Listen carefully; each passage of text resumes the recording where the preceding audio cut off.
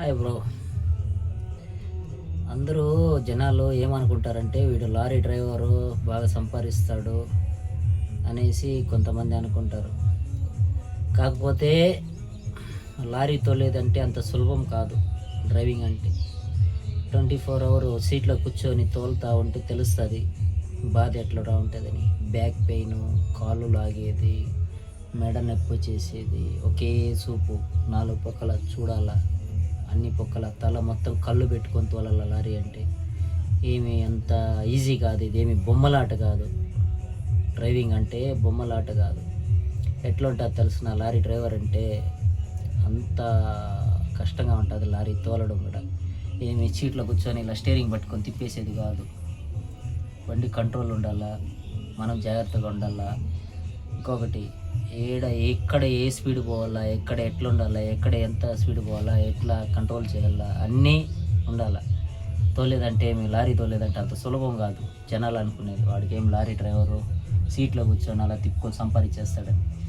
Back pains ఎట్లుంటాయి తెలిసిన, సీట్లో కూర్చొని తోలుతా అంటే నడుము లాగేస్తుంది, కాళ్ళు లాగేస్తాయి, ఇంజిన్ హీటు, టయానికి ఫుడ్ ఉండదు, నీళ్ళు ఉండదు, కంటికి నిద్ర ఉండదు, స్నానం ఉండదు. ఎట్లుంటుంది అంటే అంత కష్టంగా ఉంటుంది లారీ అంటే. జనాలకి అర్థం కాదు, ఎట్ట పడితే అట్ట మాట్లాడతారు.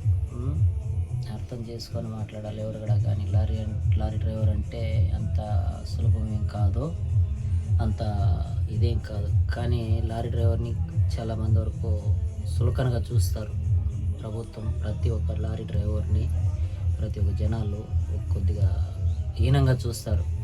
కానీ మా లారీ ఫీల్డే లేకపోతే, మోటార్ ఫీల్డే లేకపోతే జనాలకి ఎటువంటి సరుకు రవాణా ఇది కూడా అందదు.